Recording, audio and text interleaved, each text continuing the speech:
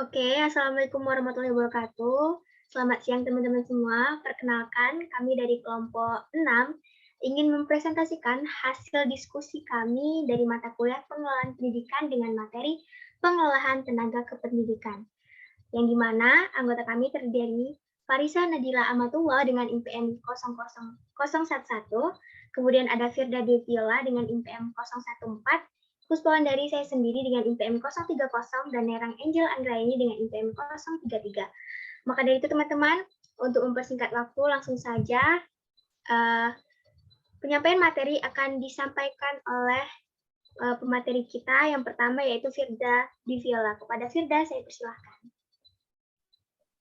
Baiklah, terima kasih kepada moderator. Di sini saya akan menyampaikan materi yang pertama, yaitu hakikat pengelolaan tenaga kependidikan. Tenaga kependidikan adalah anggota masyarakat yang mengabdikan diri dan diangkat untuk menunjang penyelenggaraan pendidikan. Tenaga kependidikan bertugas melaksanakan administrasi, pengelolaan, pengembangan, pengawasan, dan pelayanan teknis untuk menunjang proses pendidikan pada suatu pendidikan. Manajemen atau pengelolaan kependidikan adalah aktivitas yang harus dilakukan mulai dari tenaga kependidikan masuk ke dalam organisasi pendidikan sampai akhirnya berhenti melalui proses perencanaan sumber daya manusia. Perekrutan, seleksi, penempatan, pemberian, kompensasi, penghargaan, pembinaan, dan latihan atau pengembangan dan pemberhentian. Lanjut.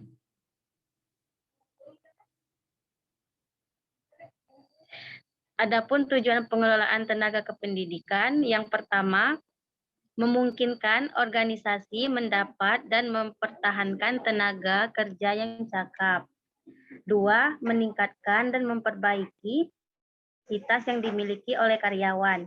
3. Mengembangkan sistem kerja dengan kinerja tinggi yang meliputi prosedur, perekrutan, dan seleksi yang ketat.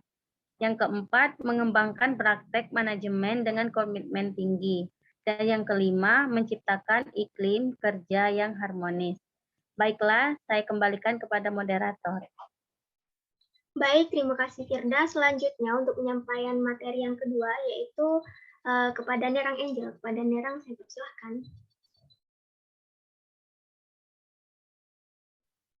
Baik, terima kasih kepada moderator. Saya akan melanjutkan materi yang akan saya bacakan. Yang poin yang ke B, ada aktivitas pengelolaan tenaga kependidikan.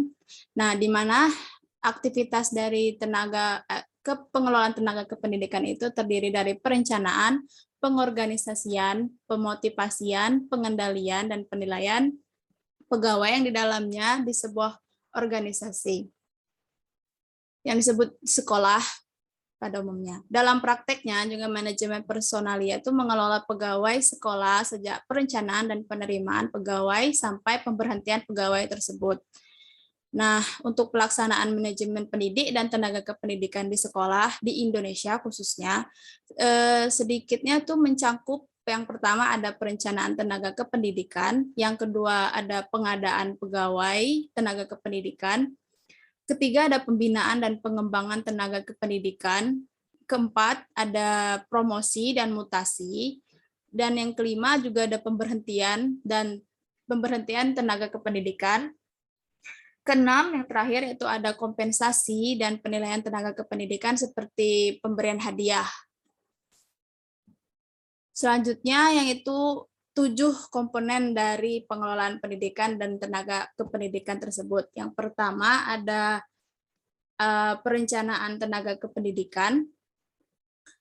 Di sini perencanaan manajemen tenaga kependidikan adalah pembangunan atau pengembangan dan strategi dan dalam penyusunan tenaga pendidik itu. Yang kedua ada pengadaan tenaga kependidikan. Pengadaan tenaga kependidikan sekolah bertujuan untuk memenuhi kebutuhan tenaga kependidikan di sekolah, baik jumlah maupun kualitas dari tenaga kependidikan. Ketiga, ada pengembangan tenaga kependidikan, merupakan usaha mendayagunakan, memajukan, dan meningkatkan produktivitas kerja setiap tenaga pendidik. Yang keempat ada promosi dan mutasi tenaga kependidikan. Promosi adalah pemindahan pegawai dari suatu pekerjaannya ke pekerjaan yang lain, seperti naik tingkat atau naik pangkat seperti itu. Yang kelima ada pemberhentian tenaga kependidikan. Pemberhentian tenaga kependidikan juga merupakan proses yang membuat seseorang tenaga kependidikan tidak lagi dapat melaksanakan tugas dari pekerjaannya atau fungsi dari kerjanya tersebut. Yang keenam ada kompensasi tenaga kependidikan. Merujuk pada semua bentuk upah atau imbalan yang berlaku bagi suatu pekerjaan tersebut. Dan yang ketujuh ada penilaian tenaga kependidikan. Penilaian merupakan usaha yang dilakukan untuk mengetahui seberapa baik performa dari tenaga pendidik tersebut dalam melaksanakan tugas pekerjaannya dan seberapa besar potensi untuknya berkembang nantinya. Baiklah, saya kembalikan lagi kepada moderator. Baik, terima kasih Nerang. Untuk penyampaian materi selanjutnya yaitu kepada Farisa. Kepada Farisa saya persilakan. Baiklah, terima kasih kepada moderator. Yang selanjutnya C, pemberdayaan tenaga kependidikan. Pemberdayaan tenaga kependidikan dan kependidikan mencakup upaya menjadikan guru-guru memiliki kompetensi profesional sehingga mendukung terciptanya suasana proses belajar mengajar yang kondusif dalam upaya mencetak lulusan yang profesional. Menurut Jedros 2002, yang terpenting dalam menentukan kualitas pendidikan adalah cara guru mengajar di depan kelas, bukan pada kurikulumnya, karena kurikulum pada dasarnya hampir sama pada setiap negara. Produktivitas dapat ditinjau berdasarkan tingkatnya dengan tolak ukur yang dapat dilihat dari kinerja pendidik dan tenaga kependidikan sekolah. Kinerja diartikan sebagai prestasi kerja, pelaksanaan kerja, pencapaian kerja, hasil kerja, atau unjuk kerja. Pemerintah ataupun kepala sekolah harus mampu menumbuhkan disiplin pendidik dan tenaga kependidikan, terutama disiplin dari diri sendiri atau self-discipline. Next. Yang selanjutnya, tantangan dalam pengelolaan tenaga pendidik dan kependidikan. Yang pertama ada profesi dalam bidang kependidikan masih belum luas dikenal oleh masyarakat. Yang kedua, adanya perilaku tenaga kependidikan yang kurang menguntungkan. Yang ketiga, perilaku tenaga kependidikan yang cenderung primordialisme. Yang keempat, mutasi yang terjadi di lingkungan organisasi kadang berkonotasi buruk. Yang terakhir, produktivitas kerja masih dianggap rendah. Saya kembalikan ke moderator. Baik, terima kasih kepada Farisa. Slide selanjutnya. Maka dari situ teman-teman dapat disimpulkan bahwasannya dalam menjalankan sistem pengelolaan tenaga pendidikan sesungguhnya bertujuan untuk mewujudkan sebuah sistem organisasi sekolah untuk lebih terintegrasi. Hal ini akan terwujud jika pengelolaannya dilakukan secara komprehensif dan kontinuitas dengan mempertimbangkan berbagai aspek-aspek penunjang terkait pendidik dan kependidikan.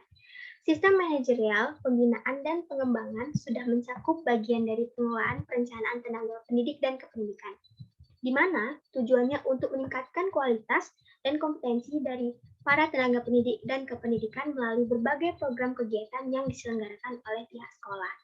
Dan yang paling penting, harus selalu diingat bahwa tenaga pendidik dan kependidikan merupakan dua profesi yang sangat urgensi dan strategis dalam pembentukan karakter bangsa dan meningkatkan kualitas sumber daya manusia, khususnya dalam lembaga satuan pendidikan.